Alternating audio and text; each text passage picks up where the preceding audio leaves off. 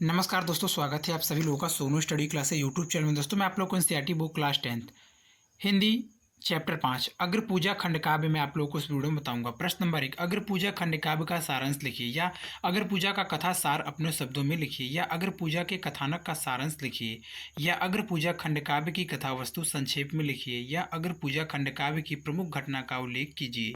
उत्तर, श्री राम बहोरी शुक्ल द्वारा रचित अग्र पूजा नामक खंड काव्य का कथानक श्रीमद् भागवत और महाभारत से लिया गया है। इसमें भारतीय जनजीवन को प्रभावित करने वाले महापुरुष श्री कृष्ण के पावन चरित्र पर विविध दृष्टिकोणों से प्रकाश डाला गया है। युधिष्ठिर ने अपने राज यज्ञ में श्री कृष्ण को सर्वश्रेष्ठ मानकर उनकी पूजा की थी। इसी आधार पर खंड काव्य का नामकरण हुआ है। संपूर्ण काव्य का कथानक 6 सर्गों में विभक्त है। इसका सारांश इस प्रकार है। अग्र पूजा खंड काव्य का प्रथम सर्ग पूर्वाभास है। इस सर्ग की कथा का प्रारंभ दुर्योधन द्वारा समस्त पांडवों का विनाश करने के लिए लाक्षागृह में आग लगाने से होता है। दुर्योधन को पूर्ण विश्वास हो गया कि पांडव जलकर भस्म हो गए, परंतु पांडवों ने उस स्थान से जीवित निकलकर दुर्योधन की चाल को विफल कर दिया। वह वेश बदलकर घूमते हुए द्रौपदी के स्वयंवर मंडल में पहुँचे और अर्जुन ने आसानी से मत्स्य वेद करके स्वयंवर की शर्त पूर्ण की। कुंती की इच्छा और व्यास जी के अनुमोदन पर द्रौपदी का विवाह 5 भाइयों से कर दिया गया। दुर्योधन पांडवों को जीवित देखकर ईर्ष्या की अग्नि में जलने लगा। धृतराष्ट्र, भीष्म, द्रोण और विदुर से परामर्श करके सत्य न्याय की रक्षा के लिए पांडवों को आधा राज्य देने हेतु सहमत हो गए। दुर्योधन, कर्ण, दुशासन और शकुनी मिलकर सोचने लगे कि पांडवों से सदा सदा के लिए कैसे मुक्ति मिले। अग्र पूजा खंड काव्य का दूसरा सर्ग सभारंभ है। सर्ग का प्रारंभ श्री कृष्ण को साथ लेकर पांडवों के खांडवन वन पहुंचने से होता है। वह विकराल वन था। श्री कृष्ण ने विश्वकर्मा से उस वन प्रदेश में पांडवों के लिए इंद्रपुरी जैसे भव्य नगर का निर्माण कराया। इस क्षेत्र का नाम इंद्रप्रस्थ रखा गया। हस्तिनापुर से आए हुए अनेक नागरिक और व्यापारी वहां बस गए। व्यास भी वहां आए। युधिष्ठिर को भली भांति प्रतिष्ठित करने के बाद व्यास और कृष्ण इंद्रप्रस्थ से चले गए। युधिष्ठिर का राज्य समृद्धि की ओर बढ़ चला। उनके शासन की कीर्ति सर्वत्र सुरलोक और पितृलोक तक प्रसारित हो गई। अग्र पूजा खंड काव्य का तीसरा सर्ग आयोजन है। सर्ग की आरंभिक कथा के अनुसार पांडवों ने सोचा कि नारी द्रौपदी कहीं उनके पारंपरिक संघर्ष का कारण न बने, अतः नारद जी की सलाह से उन्होंने द्रौपदी को एक वर्ष तक अलग अलग अपने साथ रहने का निश्चय किया। साथ ही यह भी तय कर लिया गया कि जब द्रौपदी किसी अन्य पति के साथ हो और दूसरा कोई भाई वहां पहुंचकर उसे देख ले तो वह 12 वर्षों तक वन में रहेगा। इस नियम भंग के कारण अर्जुन 12 वर्षों के लिए वन को चले गए। अनेक स्थानों पर भ्रमण करते हुए अर्जुन द्वारका पहुँचे। वहाँ श्री कृष्ण की बहन सुभद्रा से विवाह करके वह इंद्रप्रस्थ लौटे। युधिष्ठिर का राज्य सुख और शांति से चल रहा था। एक दिन देवर्षि नारद इंद्रप्रस्थ नगरी में आए। उन्होंने पांडवों का संदेश देते हुए युधिष्ठिर को बताया कि यदि वह राशि यज्ञ करे तो उन्हें इंद्रलोक में निवास मिल जाएगा। आयु पूर्ण हो जाने पर युधिष्ठिर भी वहां आएंगे। युधिष्ठिर ने सलाह के लिए श्री कृष्ण को द्वारका से बुलवाया और राजश्री यज्ञ की बात बताई। श्री कृष्ण ने सलाह दी कि जब तक जरासंध का वध न होगा राजश्री यज्ञ संपन्न नहीं हो सकता। जरासंध को सम्मुख युद्ध में जीत पाना संभव नहीं था। श्री कृष्ण ने जरासंध को तीनों का परिचय दिया और किसी से भी मल्लयुद्ध करने के लिए ललकारा। जरासंध ने भीम से मल्लयुद्ध करना स्वीकार कर लिया। श्री कृष्ण के संकेत पर भीम ने उसकी एक टांग को पैर से दबाकर दूसरी टांग ऊपर से उखाड़ते हुए बीच से चीर दिया। उसके पुत्र सहदेव को वहां का राजा बनाया। युधिष्ठिर ने चारों भाइयों को दिग्विजय करने के लिए चारों दिशाओं में भेजा। इस प्रकार अब संपूर्ण भारत युधिष्ठिर के ध्वज के नीचे आ गया और युधिष्ठिर ने राष्ट्रीय यज्ञ की योजनाबद्ध तैयारी प्रारंभ कर दी। अग्र पूजा खंडकाव्य का चतुर्थ सर्ग प्रस्थान है। इस सर्ग में राष्ट्रीय यज्ञ से पूर्व की तैयारियां का वर्णन किया गया है। राष्ट्रीय यज्ञ के लिए चारों ओर से राजागण आए। श्री कृष्ण को बुलवाने के लिए अर्जुन स्वयं द्वारका गए। उन्होंने प्रार्थना की कि आप चलकर यज्ञ को पूर्ण कराइए और पांडवों के मान सम्मान की रक्षा कीजिए। श्री कृष्ण ने सोचा कि इंद्रप्रस्थ में एकत्र राजाओं में कुछ ऐसे भी हैं जो मिलकर गड़बड़ी कर सकते हैं, अतः वह अपनी विशाल सेना लेकर इंद्रप्रस्थ पहुंच गए। युधिष्ठिर ने नगर से बाहर ही बड़े सम्मान के साथ उनका स्वागत किया। श्री कृष्ण के प्रभाव और स्वागत समारोह को देखकर रुक्मिणी और शिशुपाल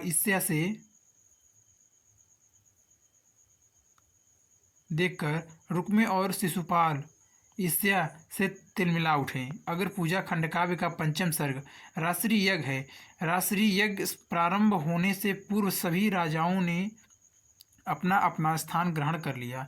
युधिष्ठिर ने यज्ञ की सुचारू व्यवस्था के लिए पहले से ही स्वजनों को सभी काम बांट दिए थे। श्री कृष्ण ने स्वेच्छा से ही ब्राह्मणों के चरण धोने का कार्य अपने ऊपर ले लिया। जब भीम ने गंभीर वाणी में सभासदों से पूछा, कृपया बताइए कि अग्र पूजा का अधिकारी कौन है, सहदेव ने तुरंत कहा कि यहाँ श्री कृष्ण ही परम पूज्य और प्रथम पूज्य हैं। भीष्म ने सहदेव का समर्थन किया। सभी लोगों ने उनका एक साथ अनुमोदन किया।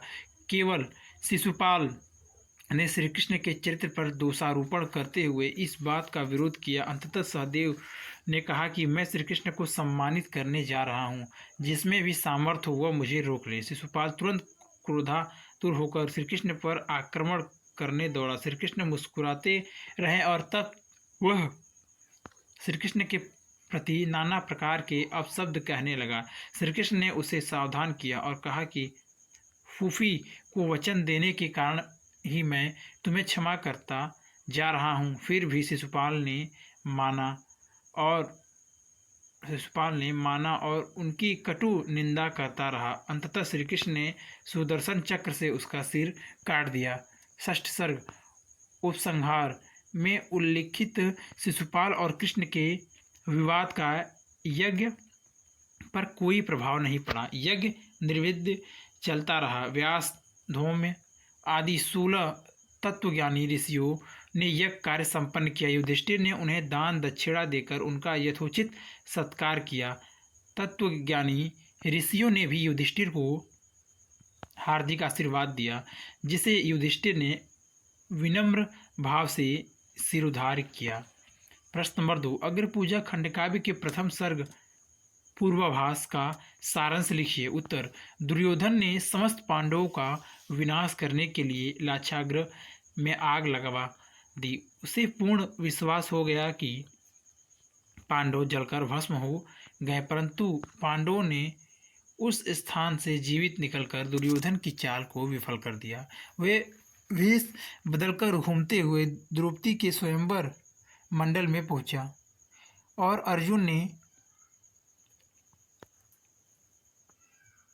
आसानी से मत्स्य वेद करके स्वयंवर की शर्त पूर्ण की। राजाओं ने ब्राह्मण वेशधारी अर्जुन पर आक्रमण कर दिया, किंतु अर्जुन और भीम ने अपने पराक्रम से उन्हें परास्त कर दिया। बलराम और श्री कृष्ण भी उस स्वयंवर में उपस्थित थे। उन्होंने छिपे हुए वेश में भी पांडवों की पहचान लिया और रात में उनके निवास स्थल पर उनसे मिलने हेतु गए। राजा द्रुपद को जब अपने पुत्र से पांडवों की वास्तविकता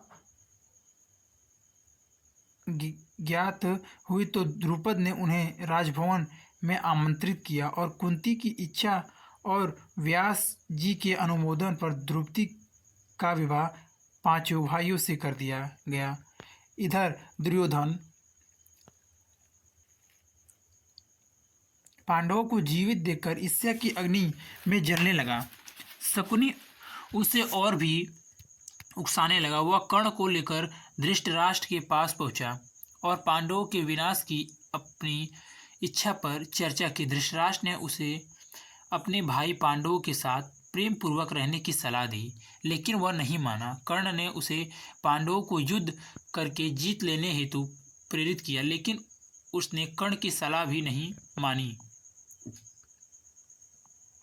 अंततः धृतराष्ट्र चिंतित होकर भीम, द्रोण और विदुर से परामर्श करके सत्य न्याय की रक्षा के लिए पांडवों को आधा राज्य देने हेतु सहमत हो गए। विदुर कुंती द्रौपदी सहित पांडवों को साथ लेकर हस्तिनापुर आए। जनता ने उनका भव्य स्वागत किया। धृतराष्ट्र ने युधिष्ठिर का राज्याभिषेक कर उनसे खांडवन वन को पुनः बसाने के लिए कहा। श्री कृष्ण ने धृतराष्ट्र से पांडवों को आशीर्वाद देने के लिए कहा। धृतराष्ट्र ने खेद प्रकट करते हुए प्रसन्न मन से उन्हें विदा कर दिया। दुर्योधन, कर्ण, दुशासन और शकुनी मिलकर सोचने लगे कि पांडवों से सदा सदा के लिए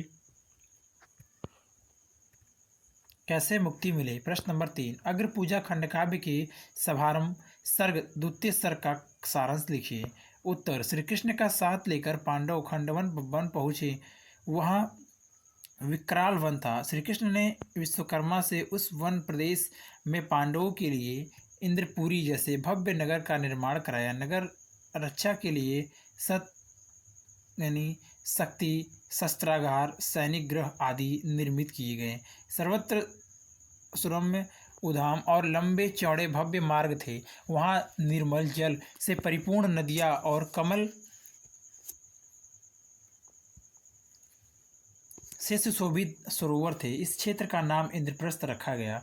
हस्तिनापुर से आए हुए अनेक नागरिक और व्यापारी वहां बस गए। व्यास भी वहां आए। युधिष्ठिर को भली भांति प्रतिष्ठित करने के बाद व्यास और कृष्ण इंद्रप्रस्थ से चले गए। श्री कृष्ण जैसा हितैषी पाकर उनके उपकारों से पांडव अपने आप को धन्य मानते थे। युधिष्ठिर ने सत्य, न्याय और प्रेम के आधार पर आदर्श शासन किया। उन्होंने रामराज्य को आदर्श मानकर प्रजा के लिए पृथ्वी पर स्वर्ग उतार लाने जैसे कार्य किए। युधिष्ठिर का राज समृद्धि की ओर बढ़ चला। उनके शासन की कीर्ति सर्वत्र सुरलोक और पितृलोक तक प्रसारित हो गई।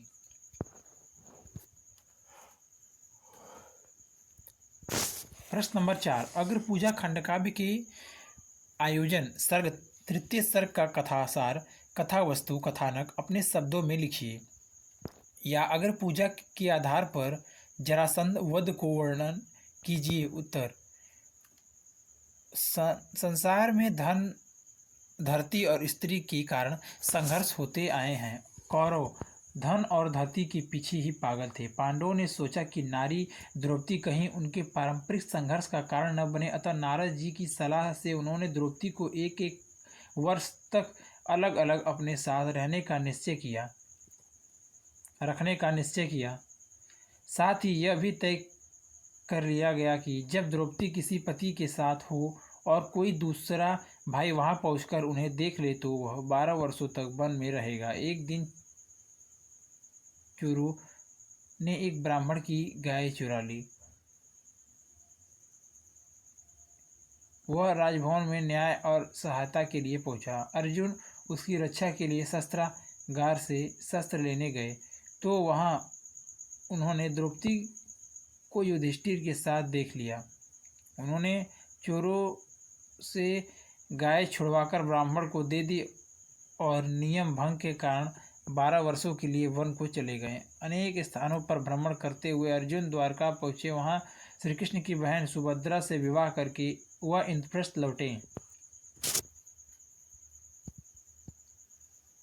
श्री कृष्ण भी अपनी बहन के लिए बहुत सारा दहेज लेकर इंद्रप्रस्थ आए और बहुत दिनों तक रुके। श्री कृष्ण और अर्जुन ने मिलकर अग्निदेव के हित हेतु खांडवन वन का दाह किया। अग्निदेव ने प्रसन्न होकर अर्जुन को कपिध्वज नामक रथ, गरुड़ ने गांडीव धनुष और 2 अक्षय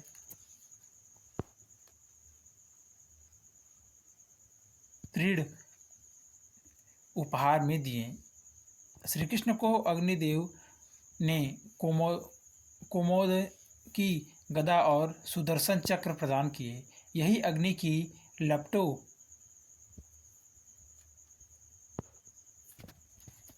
लपटों से व्याकुल मन नामक राक्षस ने सहायता के लिए आर्त पुकार की। अर्जुन ने उसे बचा लिया और उसने कृतज्ञतापूर्वक कृष्ण के कहने पर युधिष्ठिर के लिए एक अलौकिक सभा भवन का निर्माण किया। मैं दानव ने अर्जुन को देवदत्त, शंख और भीम को एक भारी गदा भेंट की।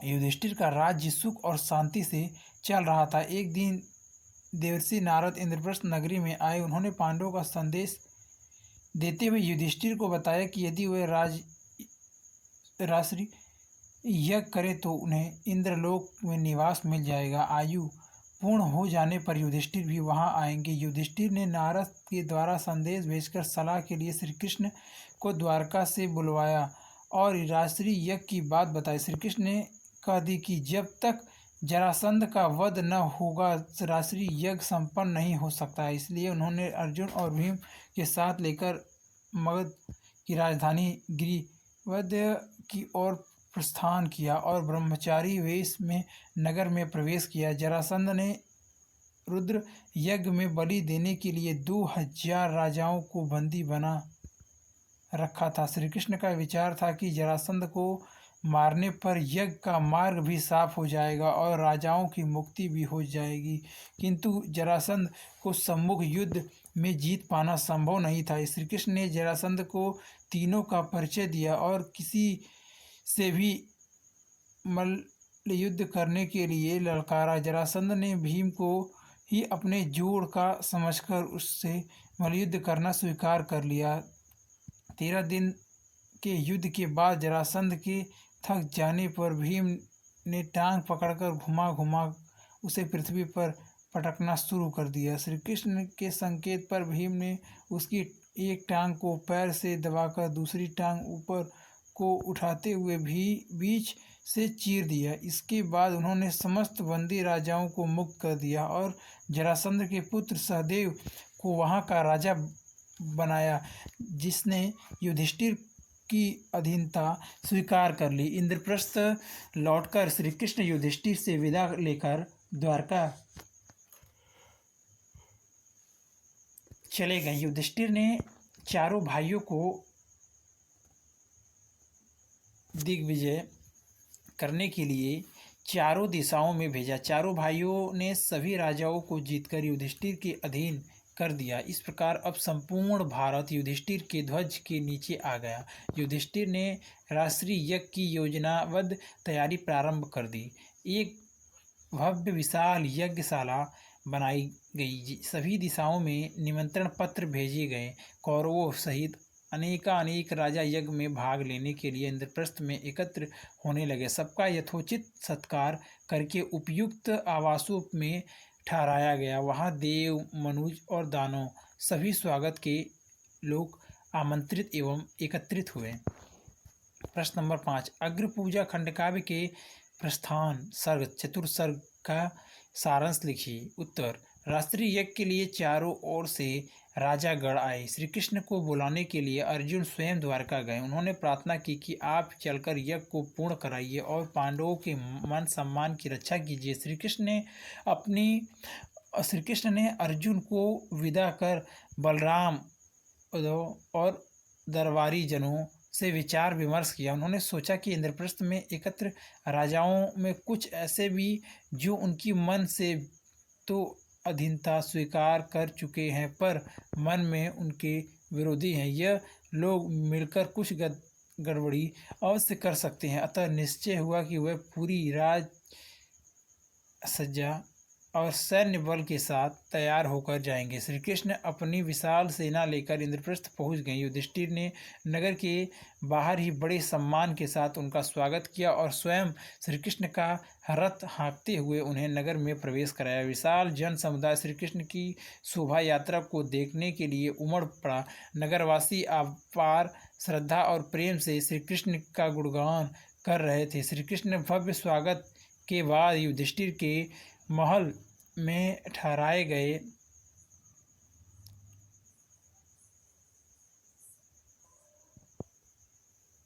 श्री कृष्ण के प्रभाव और स्वागत समारोह को देखकर रुक्मी और शिशुपाल ईर्ष्या से तिलमिला उठे। वह पहले से ही श्री कृष्ण के द्वेष रखते थे। वह रात भर इसी वैरभाव और द्वेष की आग में जलते रहें और क्षण भर भी सो न सकें। प्रश्न नंबर 6, अग्र पूजा के आधार पर शिशुपाल वध का वर्णन संक्षेप में कीजिए।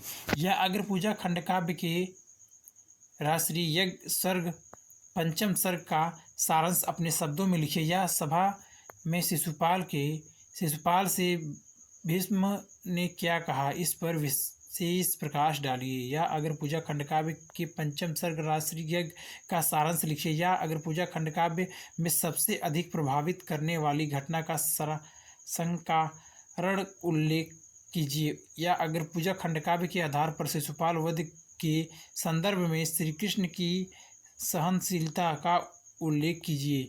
उत्तर, यज्ञ प्रारंभ होने से पूर्व सभी राजाओं ने अपना अपना स्थान ग्रहण कर लिया। युधिष्ठिर ने यज्ञ की सुचारू व्यवस्था के लिए पहले से ही स्वयंजनों को सभी काम बांट दिए थे। श्री कृष्ण ने स्वेच्छा से ही ब्राह्मण के चरण धोने का कार्य अपने ऊपर ले लिया। यज्ञ कार्य करने आए ब्राह्मणों के चरण श्री कृष्ण ने धोए। जब यज्ञशाला में बलराम और सात्विकी के साथ श्री कृष्ण पधारे तो सभी लोगों ने उठकर उनका सम्मान किया। केवल शिशुपाल ही उनके आगमन को अनदेखा सा करते हुए जानबूझकर बैठा रहा। सबकी आंखें श्री कृष्ण पर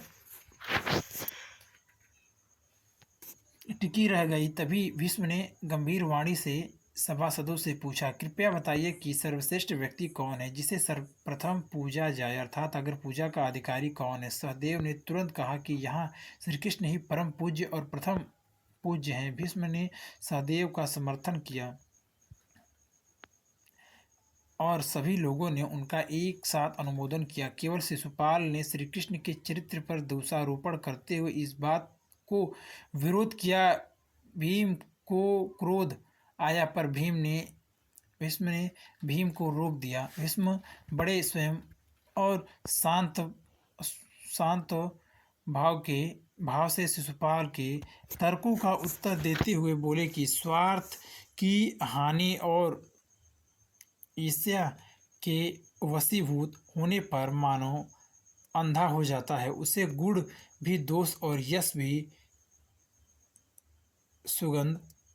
दुर्गंध प्रतीत होती है। उन्होंने कहा कि मनुष्यता की महिमा पूर्ण रूप में कृष्ण में ही दिखाई पड़ती है और जीवन के प्रत्येक क्षेत्र में यह पूर्ण रूपेण डूबे हुए हैं, जिनका संपूर्ण जीवन ही योग भोग के जनक दृश्य है।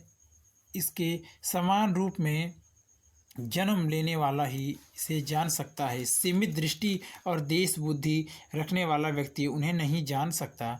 यह पुष्प की पखुंडियों से भी कोमल हैं, दया प्रेम करुणा के भंडार हैं तथा शीत सजनता विनय और प्रेम के प्रत्यक्ष शरीर हैं। यह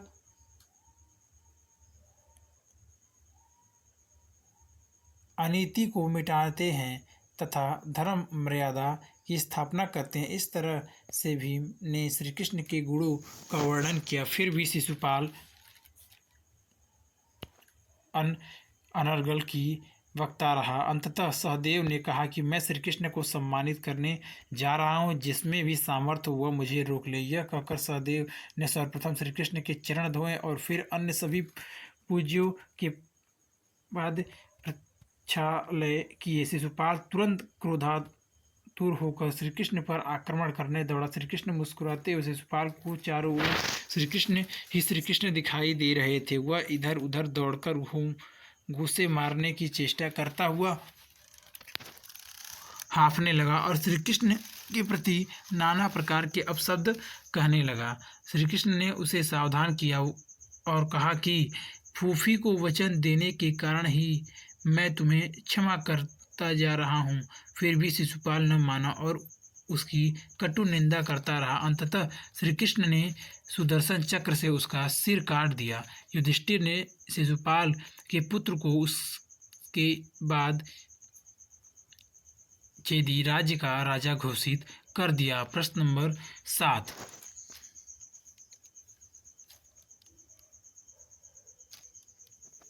प्रश्न नंबर 7। अग्र पूजा खंड काव्य के उपसंहार सर्ग षष्ठ सर्ग का सारांश कथासार अपने शब्दों में लिखिए। उत्तर।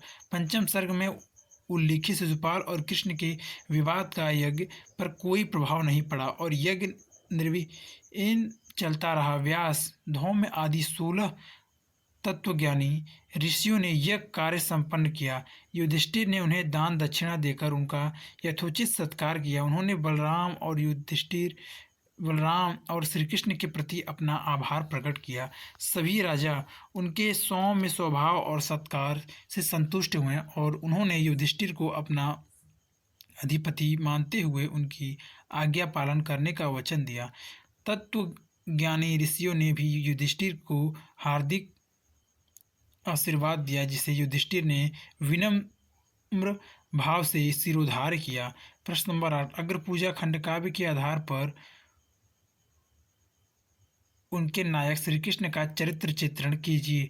यह अग्र पूजा खंड काव्य का नायक कौन है, उसकी चारित्रिक विशेषताओं पर प्रकाश डालिए। या अग्र पूजा खंड काव्य के पात्रों में जिस पात्र ने आपको सबसे अधिक प्रभावित किया है अथवा सर्वश्रेष्ठ पात्र के चरित्र की विशेषताओं का वर्णन कीजिए। या अगर पूजा के किसी प्रमुख पात्र का चरित्र चित्रण कीजिए। या अगर पूजा खंड काव्य के आधार पर श्री कृष्ण की चरित्रीय विशेषताओं लिखिए। या अगर पूजा खंड काव्य के नायक के गुणों का संक्षेप में वर्णन कीजिए। अगर पूजा खंड काव्य के प्रथम पात्र का चरित्र चित्रण कीजिए। उत्तर। श्री राम बहोरी शुक्ल द्वारा रचित अग्र पूजा खंड काव्य के नायक श्री कृष्ण है। संपूर्ण काव्य में श्री कृष्ण ही प्रमुख पात्र हैं के रूप में उभर कर आए हैं। युधिष्ठिर के राशि यज्ञ में सर्वप्रथम श्री कृष्ण की ही पूजा होती है। वे ही समस्त घटनाओं के सूत्रधार भी हैं। हमें उनके चरित्र में निम्नलिखित विशेषताएं दिखाई पड़ती हैं। नंबर 1। लीलाधारी दिव्य पुरुष। कवि ने मंगलाचरण में श्री कृष्ण के विष्णु रूप का संस्मरण किया है।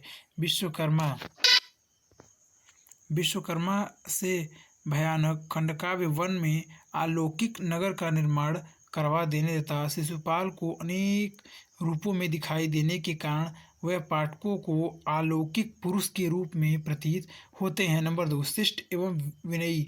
श्री कृष्ण सदा बड़ों के प्रति नम्र भाव रखते हैं। वे कुंती आदि पूज्यजनों के सम्मुख शिष्टाचार और नम्रता का व्यवहार करते हैं। स्वयं अलौकिक शक्ति संपन्न होते हुए भी वह विनम्रता से युधिष्ठिर से राशि यज्ञ में ब्राह्मणों के चरण धोने का कार्य स्वेच्छा से ग्रहण करते हैं।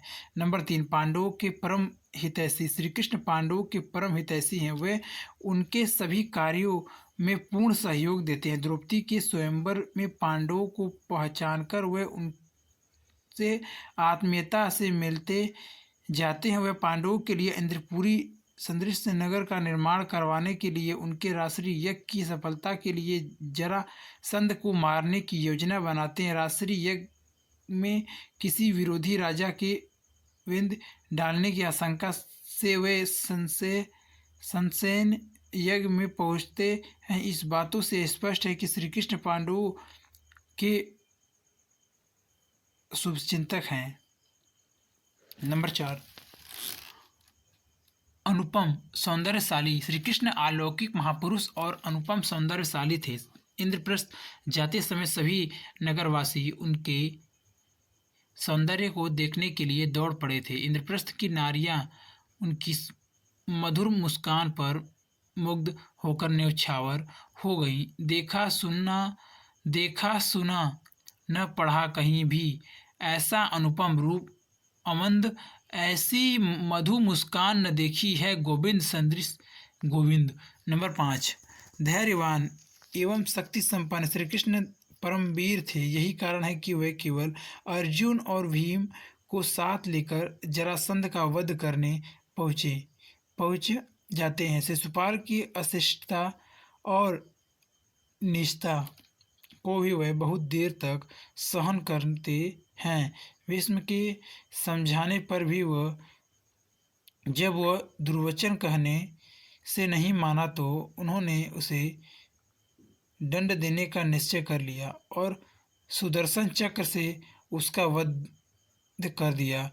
नंबर 6, धर्म एवं मर्यादा पालक श्री कृष्ण राष्ट्रीय यज्ञ में ब्राह्मणों के चरण धोते हैं एवं यज्ञ में मर्यादा की रक्षा के कारण ही शिशुपाल के निंदाजनक शब्दों को शांत भाव से क्षमा करते हैं।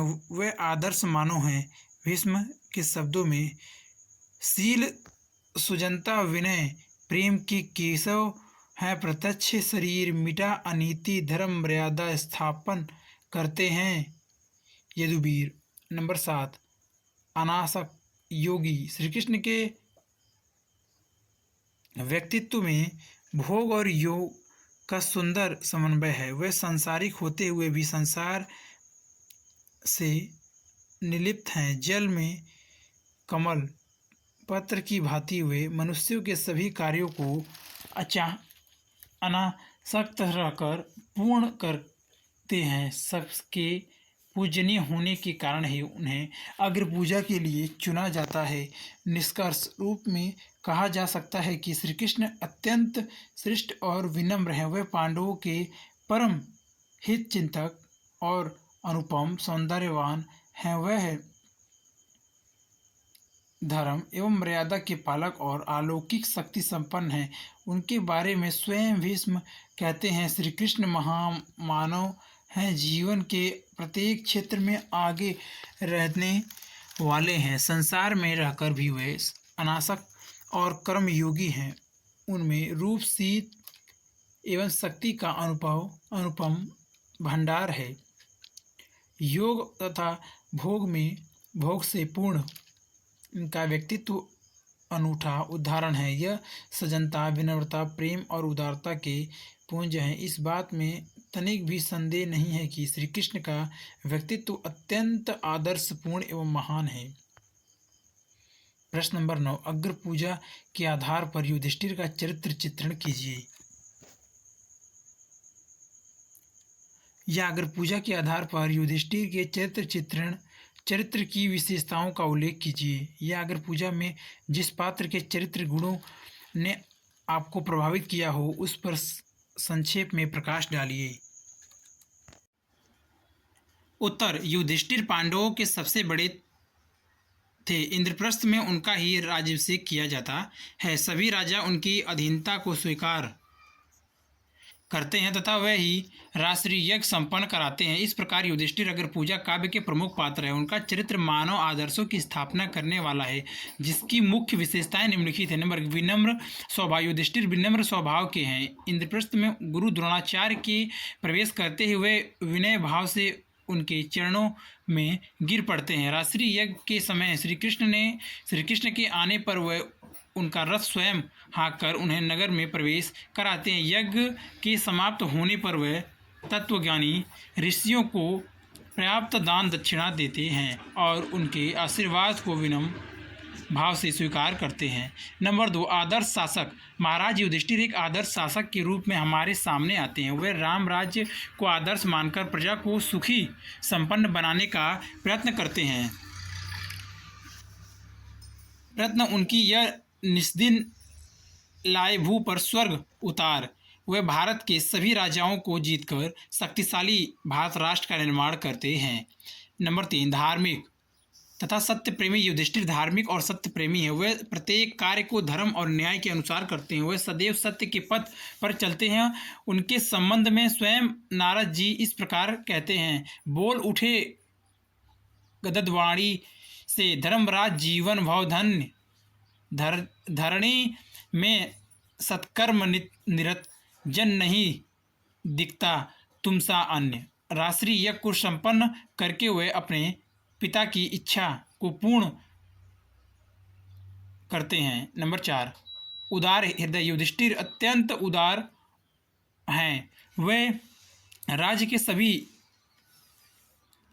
राज्य के लिए दुर्योधन से झगड़ा नहीं करते और खांडवन वन में भाग को ही राज्य के रूप में प्रसन्नता से स्वीकार कर लेते हैं। वह किसी राजा के राज्य को अपने राज्य में नहीं मिलाते। उन्हें शिशुपाल और जरासंध का वध होने पर भी उनके राज्य को उनके पुत्रों को सौंप दिया। वह राष्ट्रीय यज्ञ में उदारता पूर्वक ब्राह्मणों को दान दक्षिणा देते हैं। इस प्रकार युधिष्ठिर परम विनीत, धर्मात्मा, सत्य प्रेमी, उदाहरण एवं सुयोग्य शासक हैं।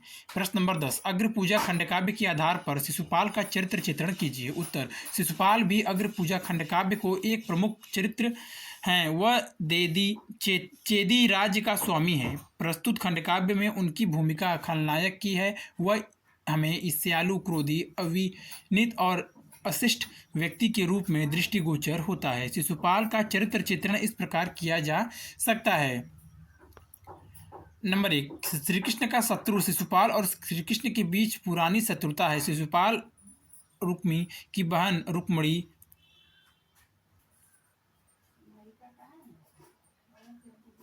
से विवाह करना चाहता था, किंतु रुक्मणी श्री कृष्ण को हृदय से पति रूप में वर्ण कर चुकी थी। इसलिए श्री कृष्ण रुक्मणी का हरण कर द्वारका ले आए और वहां उन्होंने उनसे विवाह कर लिया। इस घटना से शिशुपाल श्री कृष्ण को अपना शत्रु मानने लगा। नंबर 2, ईर्ष्यालु व्यक्ति। शिशुपाल स्वभाव से बहुत ईर्ष्यालु व्यक्ति है। इंद्रप्रस्थ में श्री कृष्ण का अधिक सम्मान होना उसे कांटे की तरह चुभ रहा था। इसी कारण ईर्ष्या की आग में जलते हुए वह अकारण ही श्री कृष्ण के प्रति जहर उगलता हुआ अपशब्दों का प्रयोग करता रहा। आज यहाँ है ज्ञानी, योगी, पंडित, ऋषि, निप, अनुपम वीर, फिर भी अग्र अर्चना होगी उसकी जो गोपाल अहीर।